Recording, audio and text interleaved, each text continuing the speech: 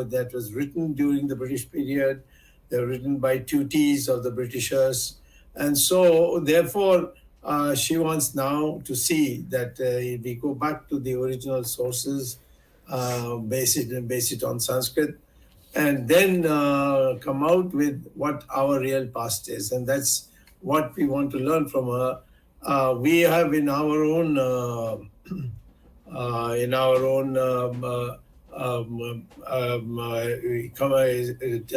the organization we have been propagating five things from day one.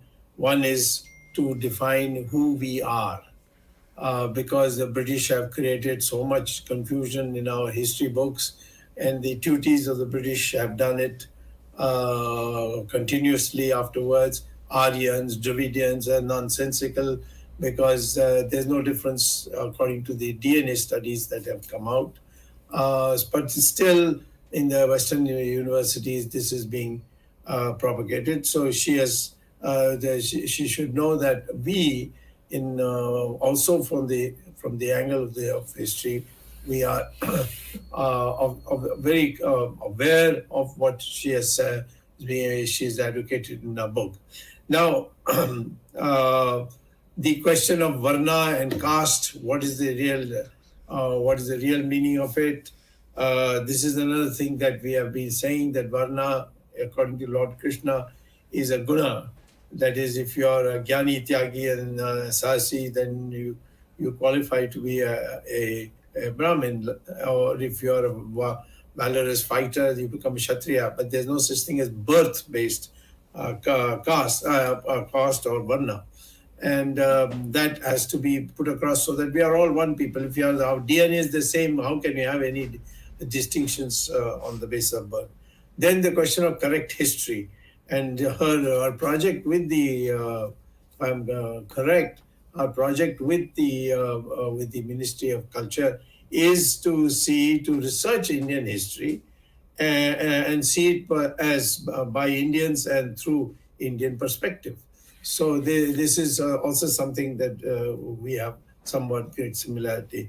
And we recognize that Sanskrit is now the language of the future, not language of the past. It's not a heritage that we have to extol it. But in artificial intelligence, now there have been researches which have been coming out which says that for storing knowledge in computer, in the artificial, to enable artificial intelligence, Sanskrit is the best language because its script is, there's no ambiguity and there is no PUT put and BUT but. The computer doesn't get in voice recording confused by that. So this is another thing, and we have also found that Sanskrit is now being used here and there in the Western world. For instance, in St. James School for children of ages of 6 to 11 who are made in the morning to recite Sanskrit shlokas, and that group of children actually came before when Charles III was being crowned recently. They also recited Sanskrit shloka in his coronation. And this is a St. James School, which you can access by going to Google. And finally, economic policy, in which we have advocated that spiritual advancement should accompany material prosperity.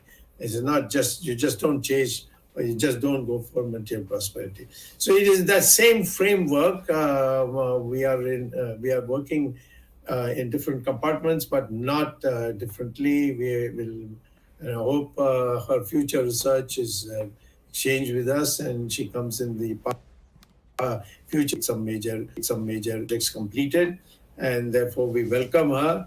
And please speak freely. We are all ordinary people. We are not experts in your field, and this is not a seminar of that kind.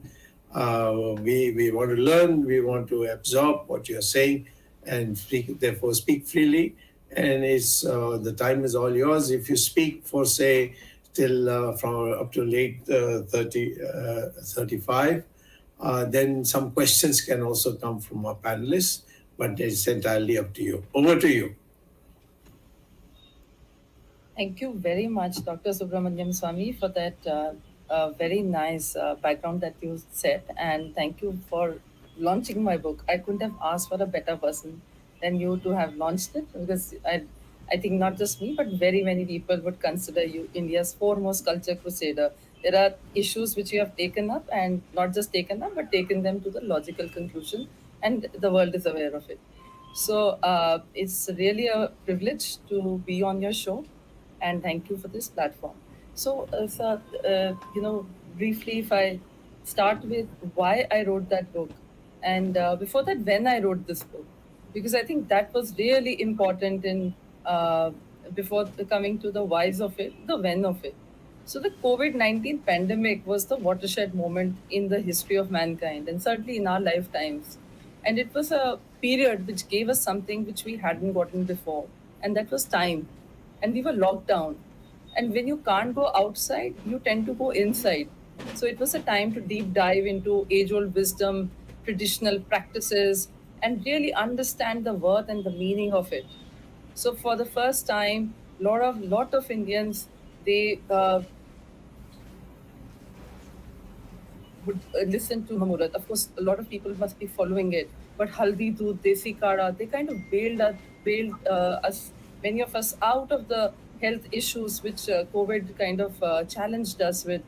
And we realized that the age-old time-tested wisdom, adopting Ayurvedic way of life, or there were a lot of these oil pulling techniques which culture kind of helped us during the crisis, or just the belief in spirituality. There were people who were chanting Hanuman Chalis on a daily basis, and culture helped us during the crisis.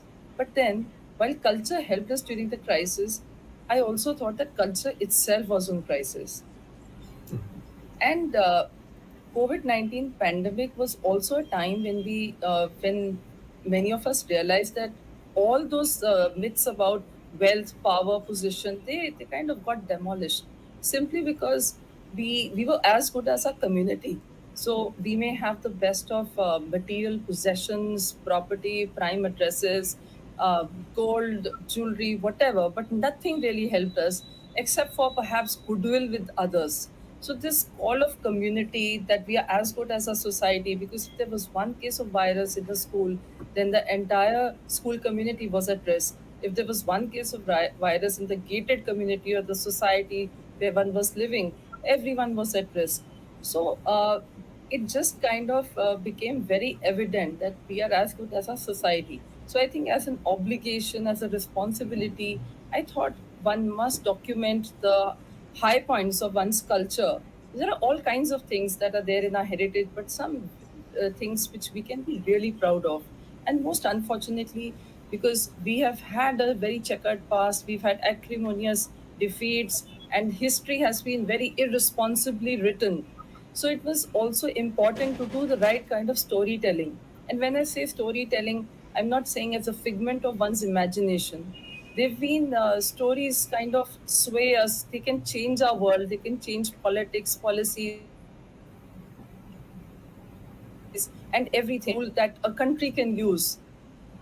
So it was very important to tell India's story from the Indian lens. So, for instance, during the second wave, and it was a very unfortunate wave, when so many Indians,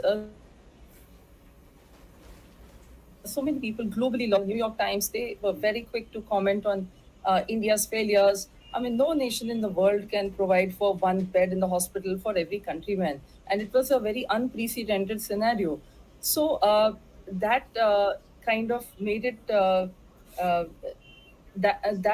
those kind of situations were very important to it was very important to set the record straight and set the image straight for the country. So when I say storytelling, there can be different ways in which people can help. So people threw their kitchens open, they shared their food, they shared their wealth, uh, time, skills, money. There are various ways in which you can help the society. And I thought, as a journalist, this is the only skill that I know. So since I have access to some people who are, who are sort of, I would say, custodians of culture, if I may put it that way. It became important to understand from them uh, why our culture was in crisis and what is so good about it. What are the things that need to be retained? So, what was the evidence of the fact that the culture was in crisis? Today, if you spend, say, 10 minutes on Netflix or any OTT channel, the preeminent culture that you are negotiating with is the gali culture. There are volley of abusive words which can offend anybody's sensibilities. Or if you listen to music on primetime radio and hear the quality of songs, and every second song has references to cocaine, to alcohol. I mean, you are what you eat. Don't nutritionists tell the children? So you become what you hear. Extending that same thought, I would say if the quality of content that you're constantly being fed on is very low level, then imagine what would be the takeaway of the young impressionable minds. If you look at the language crisis, I mean, look at the state of Hindi, for instance. I find parents very proudly declaring, हमारे बच्चे को तो हिंदी नहीं आती. Yeah, the principal of a leading public school in Delhi, she increasingly difficult to fill up the Sanskrit section, while she had to create half a dozen for other languages. And when I said Spanish over Sanskrit, it is just an alliteration, S and S, but I basically refer to everything from French, German, Sanskrit, and the whole. If you can do a smattering of these European languages, it's like you have arrived, because English is no more considered in that smattering list. It is a must have, it's a mandatory. We unfortunately have come to a state where, I mean, people like me also, we think in English because we've been educated in English medium schools. But then 75 years of India's independence, it's never too late to change the way things are. And as you said rightly in your address on my book launch event, that Sanskrit must become mandatory. It's a must for everyone to know Sanskrit so that we can appreciate our own religious texts, our literature, and these are and understand them not just for our religion, but I think life skills. Or after the language crisis, I would also like to talk about the music crisis. If you look at how the quality of music is deteriorating, and we have this incredible thing in India, the traditional folk songs or the classical Indian music, which has the ability to generate so much energy, and it has potential to awaken the energy points in our body and take us to a higher level of consciousness. Now that is being played to empty halls, and the legacy of artists don't want to continue with that legacy. So today, whereas a Korean pop, for instance, people are willing to pay, and I'm talking of educated elite and the teenage kids, they are willing to pay anything from 5,000 to even 25,000 in a recent concert which was held in the capital city. So today, a guitar wins over a sitar, a ballet over Kathak, a Spanish over Sanskrit. These are all choices that we Indians are making on a daily basis. Same way, the native instruments such as the veena, the bansuri, or take the is being reduced to a mere tune on the synthesizer palette. It's just a sound, and when a native instrument becomes a sound thanks to technology, it becomes convenient, yes, but it does a lot of harm to the playing that particular instrument. And very soon, and I hear it from music teachers and musicians, that similar will be the fate of sitar, because neither the parents want to teach their children how to play a sitar. They would any day go for a guitar, which is much cheaper, which makes you look very cool if you are uploading a few videos playing it on social media, which is also supposedly having far more takers, and it's become aspirational. Whereas the desi instruments, the indigenous or whatever down market, these are words which people generally use in a very derogatory way, and it's very unfortunate. But then these will kill an entire generation of artists practicing them. And ditto for Banarsi and Kanjivaram, because the story is getting hijacked by China. I mean, if we allow this to happen and don't endorse this stuff, the handicraft, the handwoven, then imagine the fate of the industry, the craft sort of legacy of the country, the heritage of India. So these are things which I thought were points to ponder upon. But then I thought that maybe I was overthinking, maybe I was being conservative, maybe I was not moving with the times, and I thought I'll check my hypothesis by speaking with a few people. And I happened to, get a viewpoint from the former Vice President of India, Shri Venkaiah Naidu ji, and he said something similar. He says that the foreign medium has made our children practically foreigners in our own land, and that I think is the greatest tragedy of the existing system. If you don't use a language, you lose a language. Now, Dr. Swami, exactly the same point about the legacy of language is something which your organization and you have been relentlessly working on, promoting Sanskrit, which I think is a very, very important thing. Uh, so we have already lost, and every week we are losing our dialects, our local, languages, and there has to be some effort for the damage. We already have, there are some positive things happening too. For example, Google Duo this year itself, I think in the month of May or April, has introduced Sanskrit and 19 regional languages. So that's where technology can bridge the gap, and that's where things can. Because I remember my son who was struggling to find the Hindi equivalent of a Sanskrit word and could not find it on Google Duo. Suddenly, was very pleasantly surprised when it did introduce, Google Duo did introduce that one particular language. So I think these are all very good changes which are happening over time, and. And then I also spoke to Shiriji Arvind Singh Newar, who's the 76th custodian of the House of Newar. And he also said something about heritage being our identity, being our USP. We have to continuously build on it. We cannot allow it to to be diluted or dissolve or deface it. Then we are simply losing ourselves. You take pride in your roots. It's the only thing you have, and you simply cannot allow your identity to go away.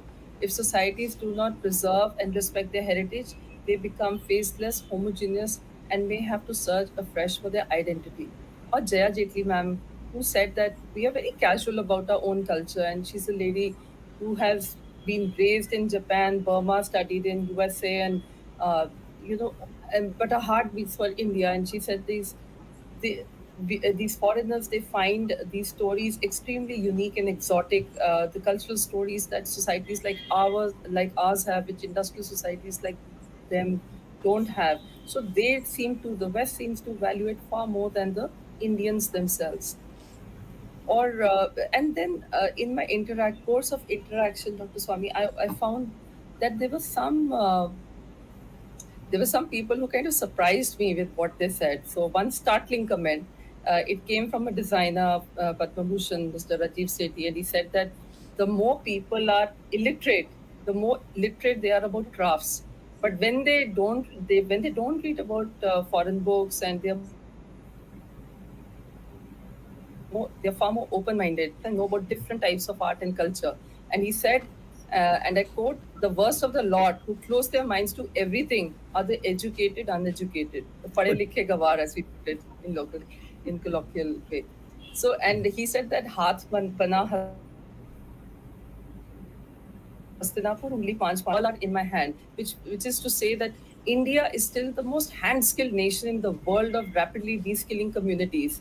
And how lucky we are that we have this culture of haath ka kaam, but then how unlucky we are not to be able to value it.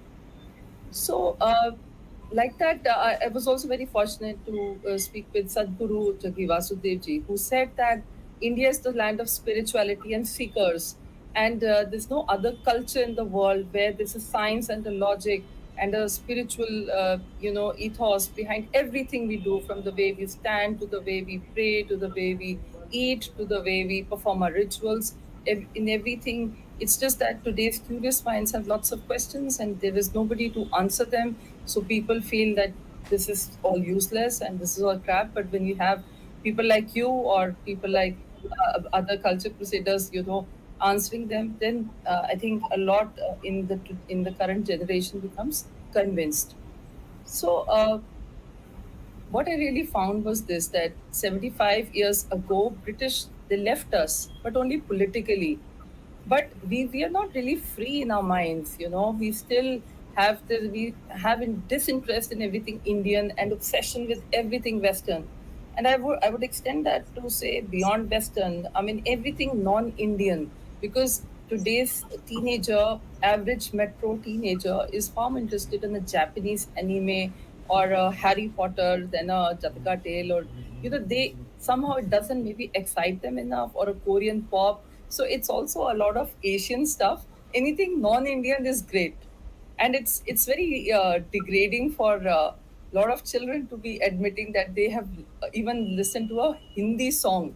Forget about classical Indian music, but that's really the culture of the day, which I documented it through my book. $45 trillion. That is the latest figure that the Shashi Tharoor book of British imperialism gives. But then that was just the financial drain, the draining away of culture of the country, and the self-confidence that is immeasurable. But I think it's high time we did something about a cultural revival. And I think the government is already doing it. People like you, visionaries like you, through your organization, have been doing a lot. We are now a mature democracy. We are 75 years old. Even though as a culture, we are several thousands years old. I think really, I would at the end I'll say that exposure to other cultures is necessary. It's really good to know different languages, to buy international art, display them, to learn performing arts from different parts of the country. But I think after learning your own, because time is finite, things are infinite. It cannot be at the cost of learning one's own. That's my humble submission. Because when we become an imitation of the West, we are only subtracting our own brand equity. Because what is really our culture? It is our brand, and we should just strive to become the best version of ourselves. Mediocrity in imitation or excellence in originality. I think that is the choice we will all have to make. Over to you, Dr. Swami. Well, that's in this short time you have beautifully concise presentation of your works, and I hope you continue on it. And I personally think that where you are positioned now is a very good place for moving it. We need to collect people who are accomplished, who know English language too, and are able to debate with foreigners, because the foreigners are still at it.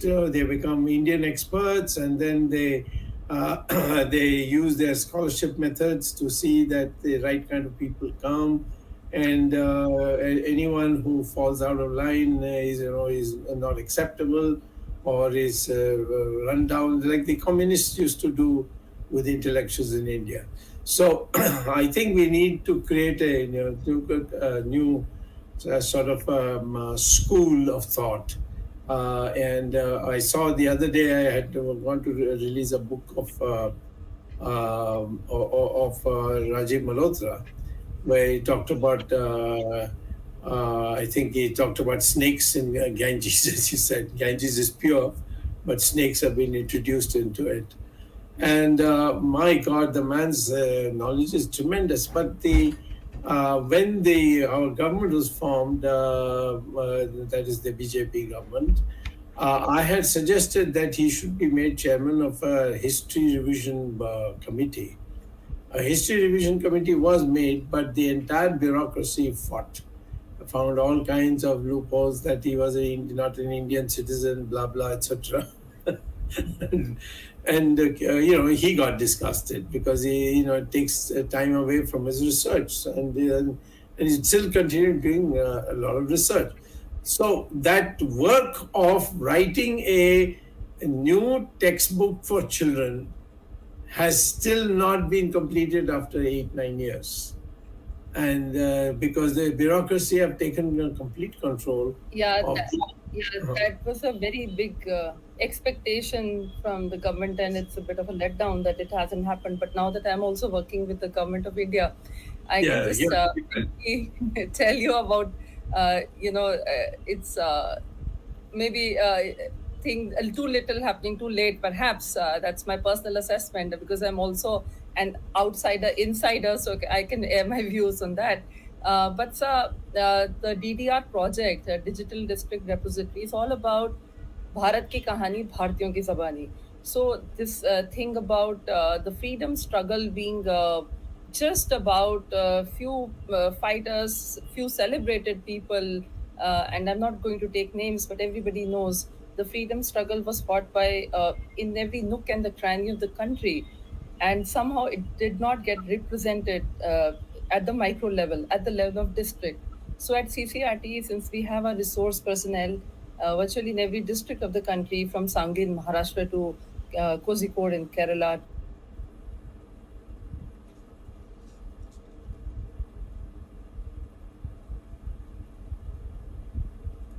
I think we have lost her on the long run.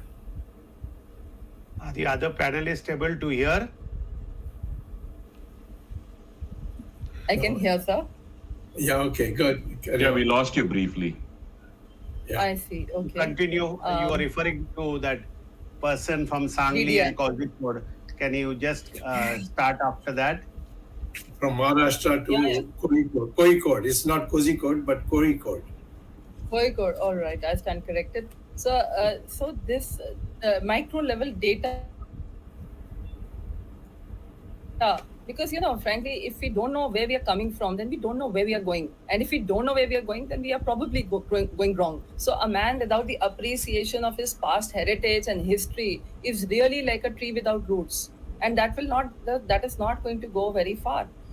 So we thought the history is a foundation. It's not like a relic which can be just abandoned and forgotten. And also because we were constantly told, and even I find it, even till date, as you rightly said, the history books have not been corrected. You're constantly told you were plundered, you were conquered, you were defeated. Now, if there's so much negativity about our history, why would we like to remember it? Forget about reclaiming it also.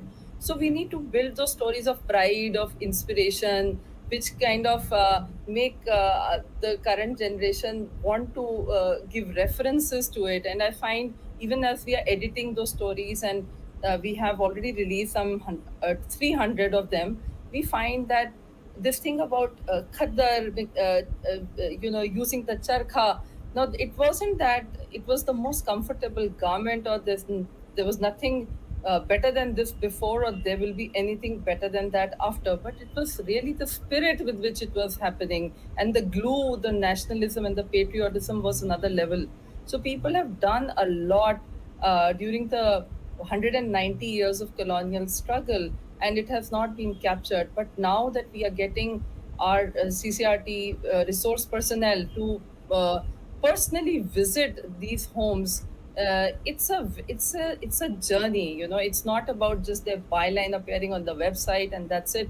It's a journey, because when they share the pictures, they are showing how these people are sharing the Tamra Patra, which was gifted to them, the pension slips, the documents, and there's a sense of recognition just there, even as they're sharing that information.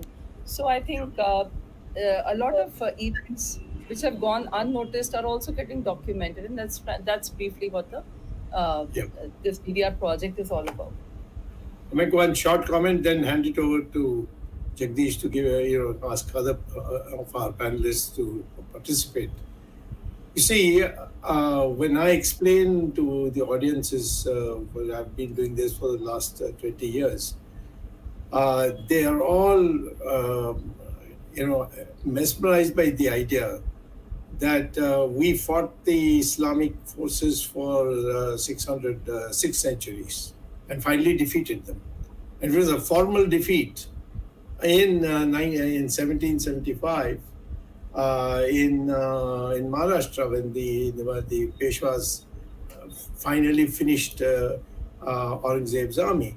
But you don't find this anywhere in the book. You'll find it in Western books, but you will not find it in Indian textbooks. Similarly, the British within, as you said, they came in as traders and all that, but Queen Victoria took over only in 1857 after Rani Jhansi and the first, as we call it, as the First War of Independence, 1857. That left every year, every decade, you can see some uprising, whether the sadhus started it, Vande Mataram came, then Aurobindo came, and then of course thinkers came like Savarkar and then Gandhi. And so India has never allowed the invaders in our country to rest in peace. We kept challenging them. That's the way we ought to put it across. Whereas in other countries, Australia, they wiped out everybody. In the United States, they wiped out everybody, and it became a new country and a new a new race that took over, and Americans, the Europeans, and so on took over the United States. So I think the main problem is not only the factual part, but to motivate them to know that you've been a fighter. And last comment I would make is that when I was fighting the emergency, people told me emergency is for educated people, or to fight emergency, the country must be educated. The illiterates can never understand democracy and so on. But when the results came out, the most educated part of India, that is the 4 southern states, voted for Indira Gandhi, and the most uneducated part, the North, UP, Bihar and all, they wiped out Mrs. Gandhi completely. And in fact, even in UP, they defeated her and her son in their own constituency, which is unthinkable for in any other intellectual thing. So that's why I'm saying that the hope in India is there, but we need scholars like you to keep hammering, and not be despondent ever. Okay, Jagdish? Yeah, madam, going through your book, I see very interesting chapters. So I just want you to tell our viewers, what is this sari, not sorry? SARI, sari, not sorry. Can you enlighten our viewers on something on this chapter, because it is interesting, the title of the contents of the chapter. Yes. Sari, not sorry. Could you just tell our viewers?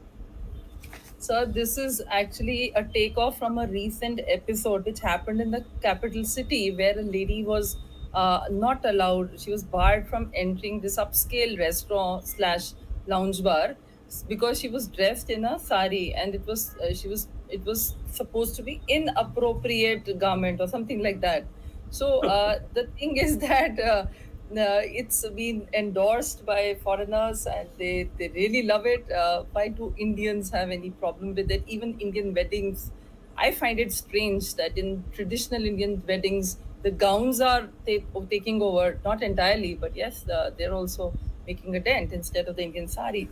So what one finds is that while on the one hand, the aspirational middle class is increasingly adopting Western wear, and you find everywhere from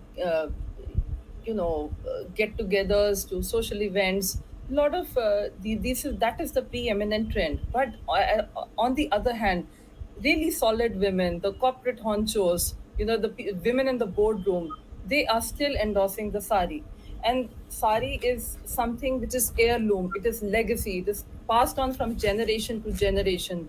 We have a history of so many weaves, so many handlooms, and we are still embracing the jeans, which is really the I would say it's the streetwear of America, and when they tear it apart, we also tear it apart. So I mean, that sort of culture we are embracing. We need to be really mindful of our culture, the social setting in which we are going. And within this chapter, what Kohli written about is I've spoken to people like Ritu Kumar who have dressed many a Miss India in ethnic attire, and she says that it's her favorite garment is a sari, and these are comfortable, soak in the sweat, and are great for a tropical climate.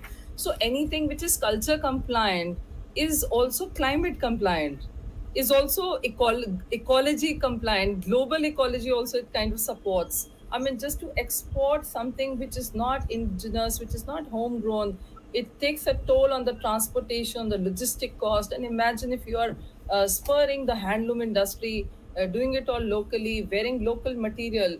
So, on that note, I'll also briefly talk about the departure from traditional style of making houses. So, all these glass gleamed facades of the so called Millennium City. I stay in Delhi, and the city next door, Gurgaon, as it was called earlier, and now Gurugram, has all glass gleamed facades. Now, these are energy guzzlers.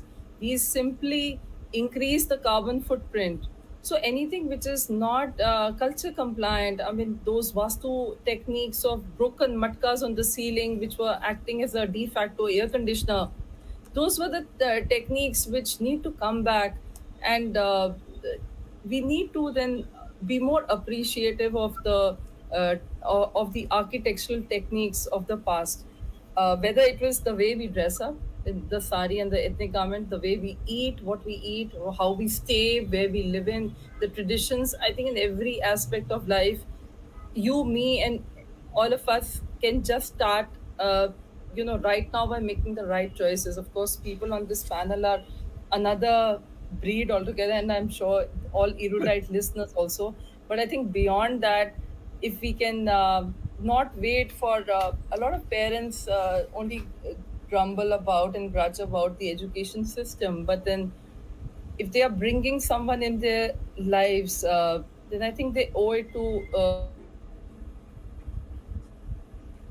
themselves and to the society to raise people better than what they were, right? So the onus is a lot on the parents. The right kind of parenting will be extremely important to make sure that the traditional values get strengthened in our society and they don't start diminishing.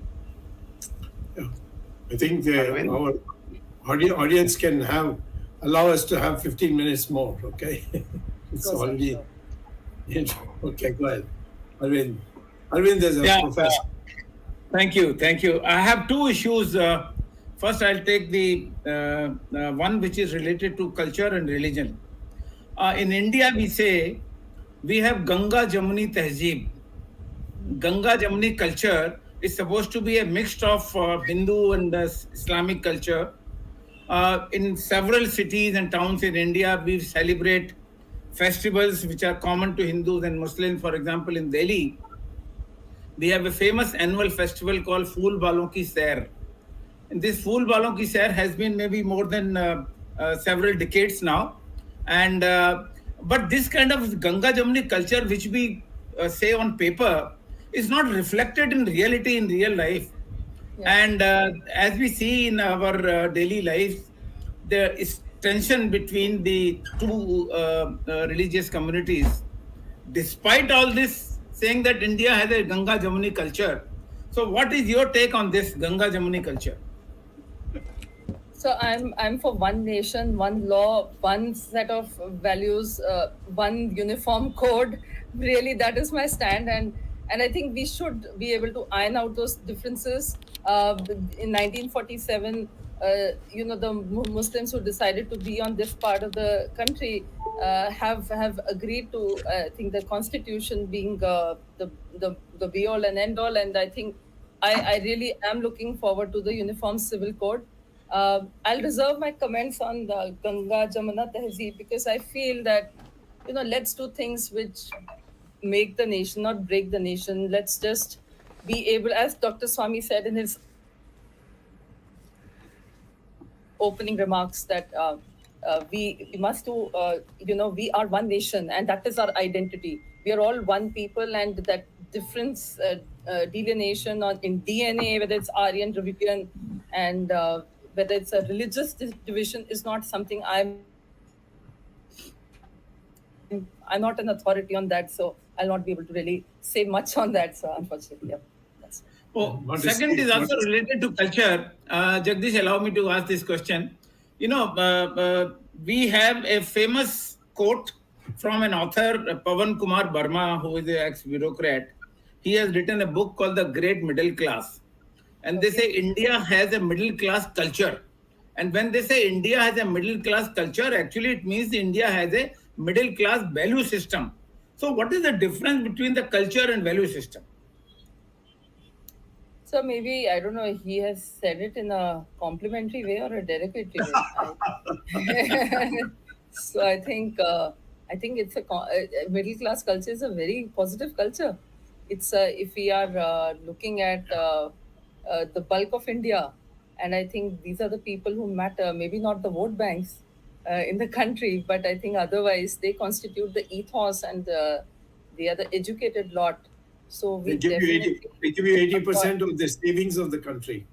The middle class is the one which provides the bulk of the savings. It's not the rich people who provide the bulk of Exactly, they're the taxpayers. They're not the movers and the shakers, savings. but then Savers. people who, yeah, Yes. savers.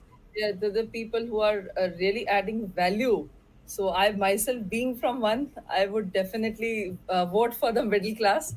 And we may be a little bit upper niche, like upper mid, lower middle class, whatever. But I think I really take pride in our roots.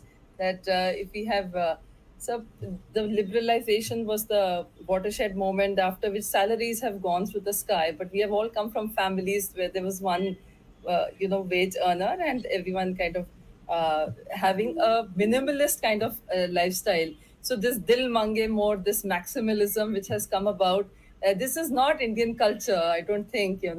uh, this selling carbonated water with loads of sugar, nothing healthy about it, and they're selling it. That's really sad, because we are the land of bel sharbat, nimbu pani. That's right. Why are we not able to Kalakatta. market it? And when I talk about branding and marketing, I feel this is the time to actually sell up. For instance, International Yoga Day, all said and done, sir, 7 years back when it was created as the cultural, as International Yoga Day, it wasn't that it wasn't yoga was not performed before that, or that yoga will not be performed henceforth. But I think globally, it is the biggest cultural milestone which has been created, and it has spurred an entire enterprise. The merchandise which they end up selling is phenomenal. The times when yoga gets performed in Times Square in New York, Indians in India wake up to uh, the importance of yoga. So one problem with the middle class is that they think the idea of being aspirational is being anything non-Indian. So this somehow this indifference to one's own culture, and trying to look cooler and smarter and more in step with the times by embracing only other cultures and not your own is where I have a problem. So that's why, and I in my day-to-day interactions, when I see that these things are happening, I tell people, like, that's why I wrote the book Culture During Crisis. That's another example. So I'm sure all of you would have also similar experiences where you find that culture is in crisis. And it would be nice at some point to know uh, what your thoughts are on this. But So I there is leave a it. crisis of culture. Sorry. There is a crisis of culture. Crisis of culture, because also because our culture is multi-dimensional. It changes every few 100 kilometers. I mean, the language changes, the way we dress up, the way we eat, everything, the way we wear our jewelry, the way we worship, everything changes. So it's that's the beauty, but that's also the challenge of our particular culture. No, this Ramesh ji, question actually originated from a viewer's question, and viewer was asking a question: how to define the culture. So I had on the back of my mind this definition that culture is actually a value system. So that's why I asked this question. Jagdish. Ramesh ji, your question. Yeah, my more than question. I mean, I kind of completely relate to what you just said, Namrata, because from my perspective, we support a school system started by the Kanchi Kamakodi Peetam. We call it a Sampradaya Padashala.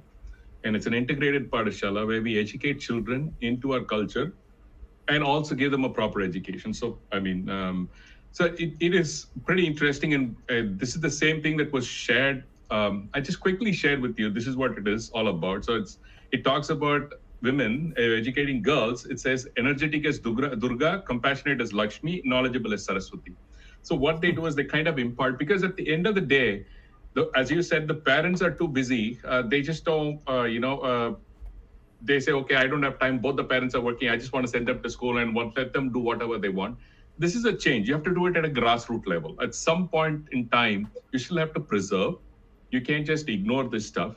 So these are the initiatives. And this initiative is supported in a big way from people like us in the US, because we have about 7 schools now, close to about maybe 4,000 students. So it started off with few. So it's growing. So at the end of the day, parents are looking at avenues. Maybe it's a good template for other regions in the country to start such integrated Pathshala, because they want a normal education.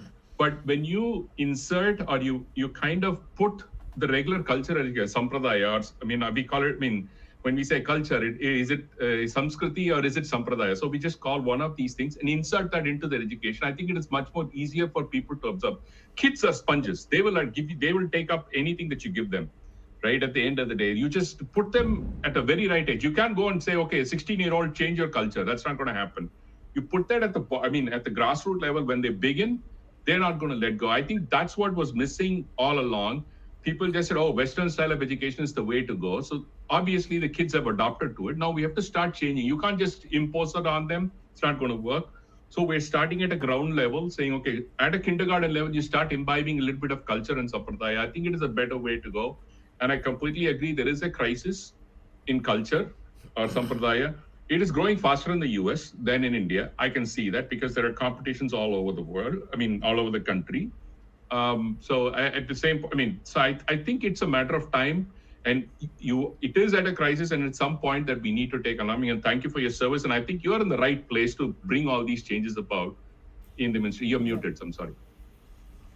Very interesting work that you're doing, Mr. Ramesh Swamy. Very amazing work. And we need content creators like you, whether it's in the field of education, to make that powerful impact in the society. And I would like to also share that in our own different ways, we can create that impact in our professional, through our professions. So for instance, the way Rajamouli has created Bahubali, or Nilesh Mishra has turned the tide in primetime radio with storytelling, or Amish Tripathi has made Shiva trilogy a blockbuster. So these are all ways we need good content creators, and the minute we have content creators of a high quality, I think there are going to be takers. Like you said, Ramesh, just now about parents warming up to this interesting idea of education, children accepting it. It's really then about creating choices for the people, and people are very intelligent. They will lap it up. It's not that our children are going wild. It's just that certain things are not exciting them enough. Maybe we are not able to present it in a way which is accessible, which is understandable. Maybe it's in a box, and there are too many jargons, and nobody is telling the stories around it. So, for instance, I remember in a interaction with Durga Jasraj, when she was setting up the Pandit Jasraj Foundation early in the year, she told me that newspapers talk about this, the cows in Denmark producing more milk, but then why can't our media people talk about Krishna बांसुरी बजाते थे, वहां से ये पूरा शुरुआत ही वहां से हुई है. So these kind of nuances get to be captured, and someone talking about them in our education curriculum, or parents talking to the children about it. These are all going to be very valuable inputs towards strengthening our culture. And content-wise, I don't think India lacks content. We have enough stories, we have our Puranas, we have our Shruti, Smriti, and Puranam. So we have, so, all the three gives you enough content. You just have to be creative enough to take that and put it out in perspective. You don't need to go, oh my God, bravery. You don't want to talk about a Western bravery thing. You have enough people in our culture also. We talk about education, bravery. You talk anything about it. I think we have enough stories that you can create content about. Jagdish, I think Very true. Every village in India, every district. Arvind, Yeah. Arvind, Sorry. before you wind, Arvind, Arvind, it's yeah, time for you to wind up. But before Arvind wind up, I just want to share an anecdote.